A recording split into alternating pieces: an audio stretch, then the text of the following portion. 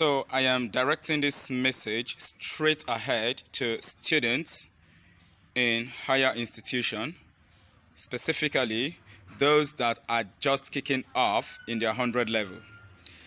Let me assume those in Unizik, for example, okay?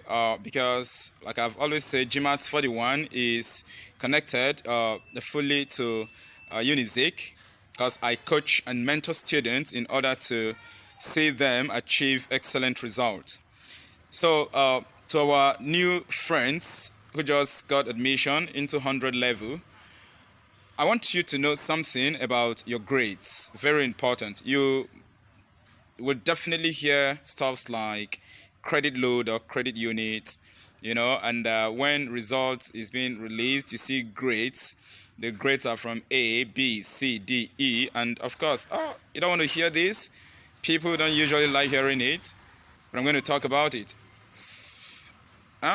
Fee, that one no go there, federal government, huh?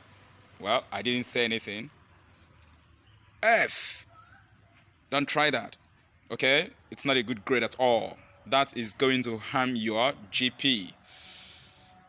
It does not mean that if for any reason that is beyond our control, if that happens in 100 level, it means that that is the end of everything. No, it's still possible. Someone that fails a course, say in 100 level, can still, at the end of everything, graduates finally with first class. It's possible. But please try to avoid it too, because now so it starts from one fee to another fee and you start piling up fee. Try to avoid it. You know what I mean? What I specifically want to talk about is this idea of your grades in a given course with respect to the credit load, the credit unit of that course. You see, let me tell you that some of us had made mistakes during our time, that if we had known about this fact, we would know the courses that we give much attention to. You don't be, say you don't be. Then some time ago in Unizik, a 100 level student, when I was trying to, advise them and talk to them regarding how important they should take some of their courses, one of them told me A na A. So in this video, we are going to make an analysis about GP calculation. We are going to look at two results. One of the person, we will call the person Mr. Humble. The Mr. Humble, or of course Miss Humble, is that person that pays attention and try to listen when, especially GMAT 41 addresses students. Because like I said, my aim, what I try to do for students is tell them just nothing but the truth, what they need to know, so that you work on it. And anyone that throws it off when you start making a mistake that is now difficult to correct, you would remember that you were advised. You were advised. You will blame yourself, not any other person. But of course, you are just starting the journey. I don't want anyone to end up blaming himself. That's why I decided to make this video. This is part 2 on how to ace your first class. Are you getting me right? I'd already made a video which I tagged part 1 on how you can easily blast your first class. So in higher institution, A no be A get level. A get level. Are you following? And this is because of what we call credit load, credit unit. There are some courses that are given 3 credit load or 3 credit units. There are other courses given 2 credit units. Others are just 1 credit unit. In fact, in recent time, there are courses introduced to students. I don't just know why they tagged that course, 0 credit. I'll give an example. Like in GS, there is this course, I think communication skill, they tagged it 0 credit, which means even if you fail that course, it has nothing to do with your GP, although it will cost you money because to rewrite next year you have to register. But if you get E in that course, there is nothing wrong. I am not saying you should go and get E in it because you can easily make an A in that course. So whenever I'm speaking, please don't say GMAT say it, so I should go and get this grade. No, aim high. That is the idea. Are you following, right? Blast as high as you can in any course. So when I say even if you get E, it doesn't really matter. Please, so it's because of the credit load. Instead of you're allowing that course to affect other courses that have reasonable credit load, it's better you get E in that course. Yeah, it's better you get E. But please don't aim for E. Try to score high in your courses, okay? Back to business. Now, A is not A, like I said. A has grades when it comes to our higher education. Is that okay? A course that is given 3 credit load. A course that is given 3 credit load. You don't compare the strength of that course in terms of how it can add to your GP. You can't compare it to a course that is tagged 2 credits. Yeah. If you have a 3 credit load course, right, and you blast A in it, it's going to float your GP. It will push you high. The reason is because of this. Now follow along. Just above me, I'll be making some analysis. If you score A in a course, the points given to that A is 5 points. If you score B, the point is 4 points. C, 3 points. D, 2 points. E, 1 point. F, 0 points. That's F, 0 points. You know 0 times anything we give you 0. So if you score 0 points in any course, it doesn't add anything to your GP, and that is dangerous. Are you following, right? Now, let us look at how credit load or credit unit affects these points given to these grades A, B, C, D, E, and F. Are you following, right? If you have a course that is 3 credit load, a 3 credit load course, a 3 credit unit course, if you smash A in it, your total points in that course is going to be 3 times 5. Remember, A is 5. A is 5 points given to it. So if that course is 3 credits, it's going to be 3 times 5 to get the total points that will be added to your GP during the calculation. I hope you're following this explanation, right? Now, if you score A in a 2 credit load, course, now remember that A is 5. The total point it would be will now be the credit load of that course, which is 2 times 5. So 2 times 5 will now give you what? 10 for making A in a 2 credit load course. So you can see the clear difference. If you blast A in 3 credit load course, you are getting a total of 15 points. But if you blast A in a 2 credit load course, you are getting a total of 10 points. The difference is quite clear. 5 points above that of 2 credits. So what is the idea? I guess a student with this information should make sure that he or she gives much attention to 3 credit load course. Yes. Try as much as you can to smash your 3 credit load course, right? Score high in them. In fact, I usually tell students that the least grade you should get in a 3 credit load course should be B. That is worst come to worst, because of course you can smash A. You can. But if worst come to worst, the least you should get is B. Scoring C in 3 credit load course is not good. It's not good. So take this to heart. You saw the differences already. A in 3 credit load course, 15 points. A in 2 credit load course, 10 points. Now, what of A in 1 credit load course? 1 credit, if you score A in it, that A is 5 points. Multiplied by 1, you still get 5. So you can just see the distance that 3 credit load course gave to 1 credit load course. If you smash A in both, for example. Okay, that one of 3 will give you 15 points. That one of 1 credit will give you 5 points. Permit me to use the word just 5 points. That doesn't mean that you should take it for granted. Yeah, there are courses that are 1 credit. For example, there is this physics practical, physics 107 for first semester. In second semester, physics 108. These are 1 credit load courses. Okay, so if you overstress yourself in that course, giving much attention to it, why other higher credit load courses suffer, that will not end up good. Because even if you blast A in that physics 107, which is 100% easy to make A in it, and unfortunately, you happen to get, let's say, C in 3 credit load course, let's say Math 101 or Physics 101 or your CSC 101 or Bio 101, I guess. Yeah, these are 3 credit load courses. You know, that wouldn't be good for you. So what is the idea here? Please, what I'm trying to tell students is another secret to easily ace first class, to make a first class in your studies, is giving much attention to your 3 credit load course. Make sure you smash them very well. The least grade you should get in it should be B. Should be B, worst come to worst. But that B is just to manage. Why will you go for B when you can easily hit your A, you know, Very sweet because it's easy to do that. Now, I would like us to quickly look at this calculation now, okay? Like I said, I have Mr. Humble or Miss Humble. That person, that student that have listened to my advice in this video and have taken it to heart. And then I have the other person, which is Mr. Ena A or Miss Ena A. Let's see what happens in their in their grades in the following courses, and the final effect is going to have on their GP. Okay? Now, we have Mr. Humble. There are 4 courses we are just going to consider here. 4 courses. One of it is Math 101. The other is Physics 101. The other is Chem 101. And then we have Physics 107. That Math 101 and Physics 101, they are 3 credit load courses. 3 credit load courses. Are you following, right?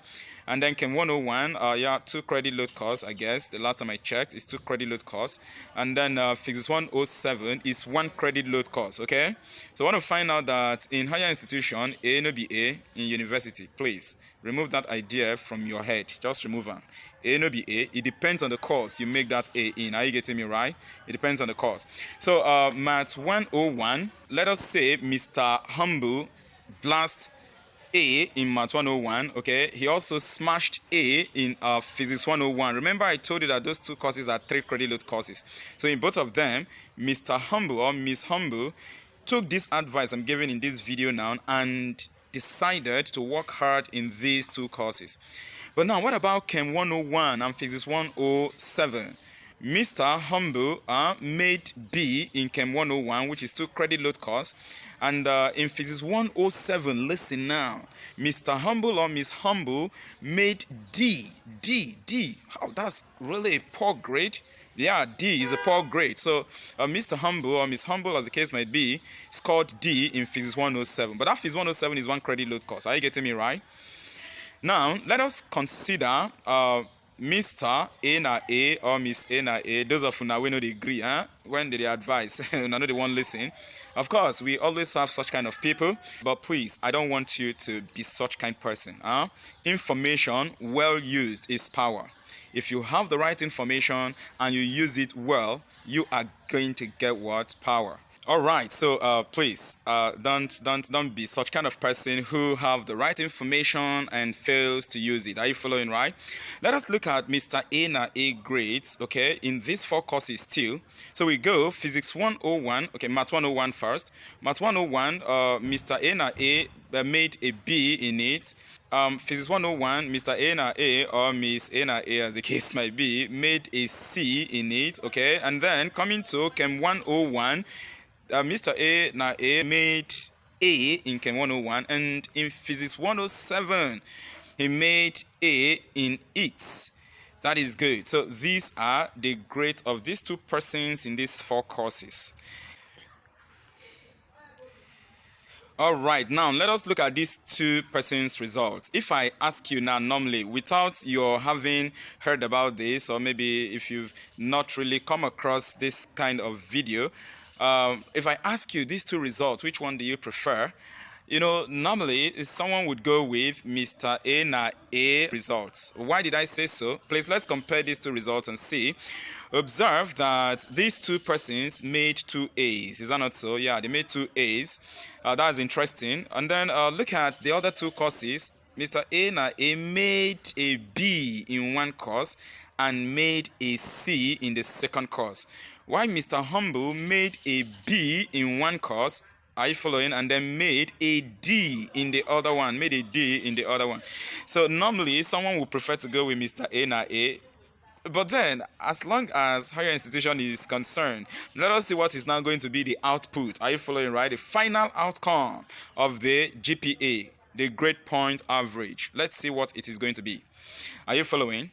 Okay, now we start with Mr. Humble's grades. In Math 101, he made an A, which is 5 points. Math 101 is 3 credits, so 5 times 3 would give you 15 points there. In Physics 101, he also made an A, so he also has 15 points there. Is that not so? Then coming to Chem 101, okay, he made a B. And that B, you know, Chem 101 is 2 credit load. It's 2. So making a B in it means that he has 4 points. B is 4 points. 2 credit load will now be 2 times 4. And 2 times 4 will give you what? It's going to give you 8. Good. So he's got 8 points, okay, in Chem 101. Then finally in Physics 107, oh gosh, this is where he went down, right? He made a D.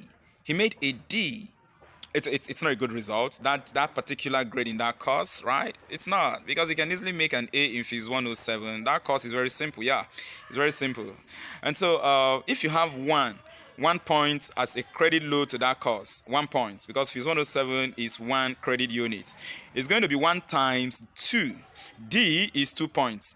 D is 2 points. So 1 times 2 will give you 2, which means that Mr. Humble only made 2 points in Physics 107. Okay, let us add up all these things and see. If you add up all of them, okay, the Maths 101 is 15 points, Physics 101 is 15 points, giving us 30.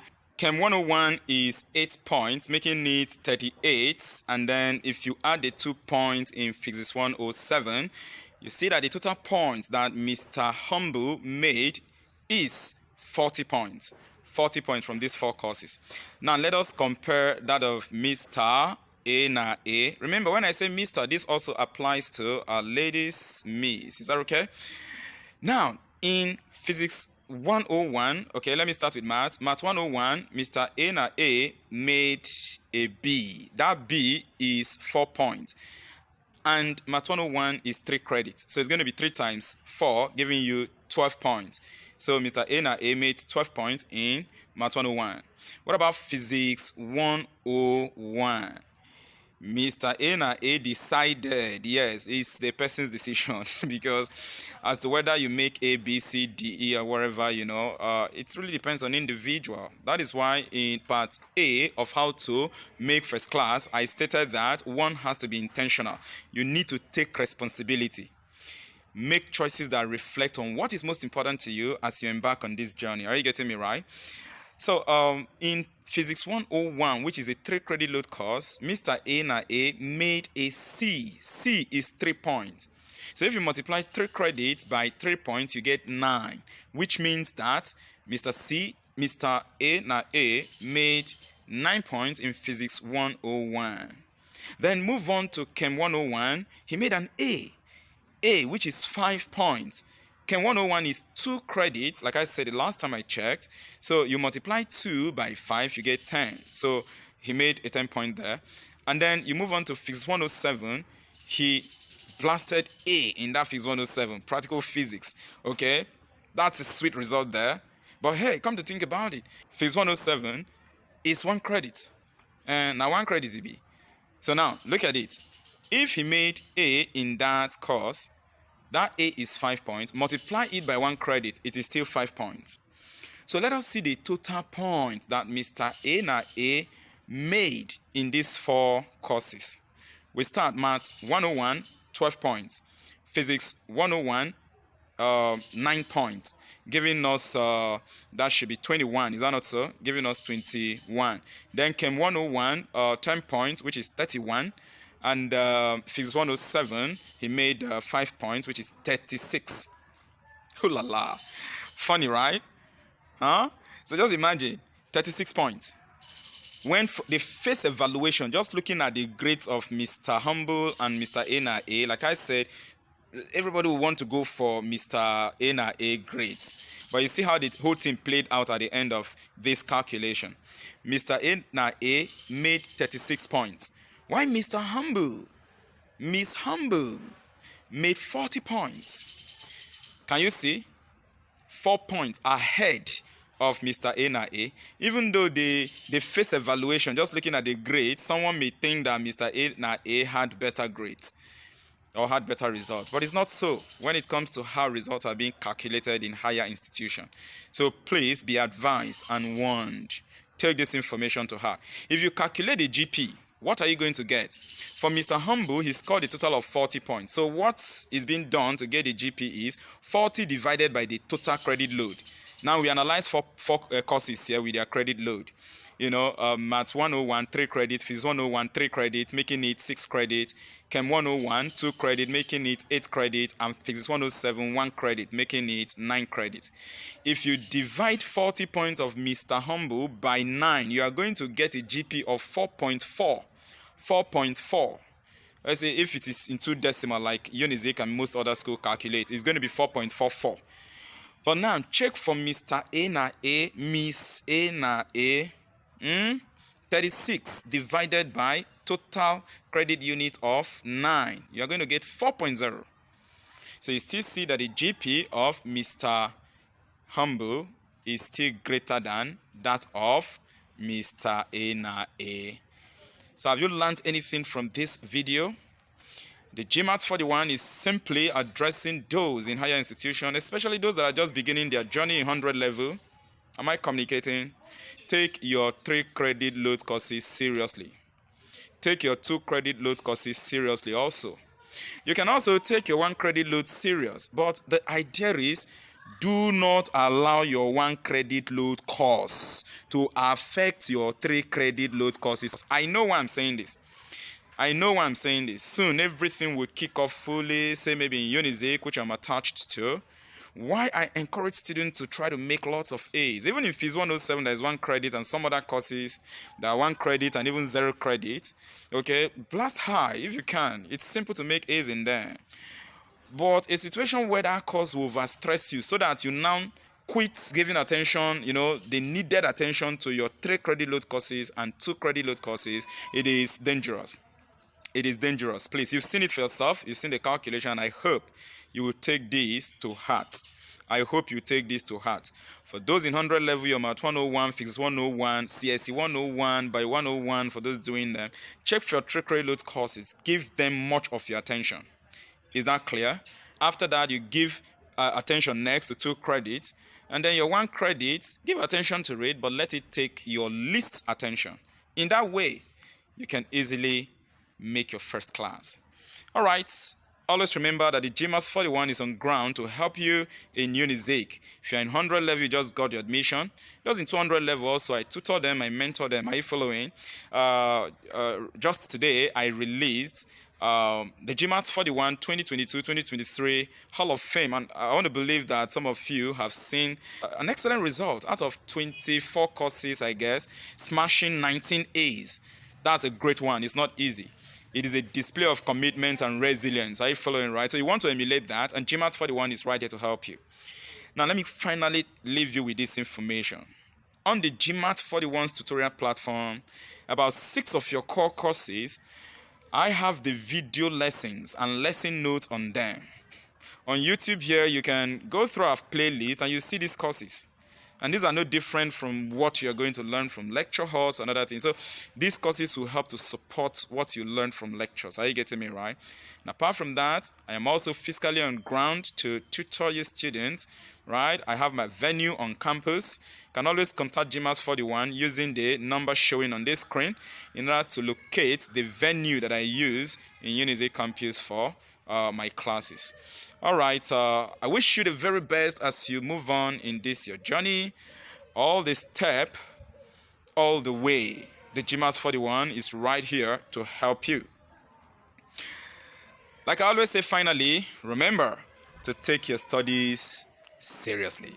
I know you're going to do that, and your parents and yourself will be proud of what you will achieve at the end of it all.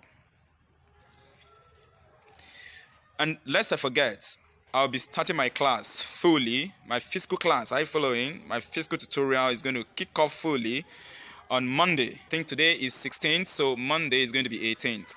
Monday, are you following? But stick around, join our WhatsApp group, all right?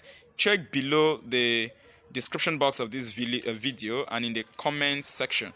I will drop the link to our 100 level WhatsApp group. Are you following, right? You can join in order to follow up with our update and know what's up and how GMAT 41 guides you guys to making your first class. All right, so take care of yourself. Always remember to take your studies seriously.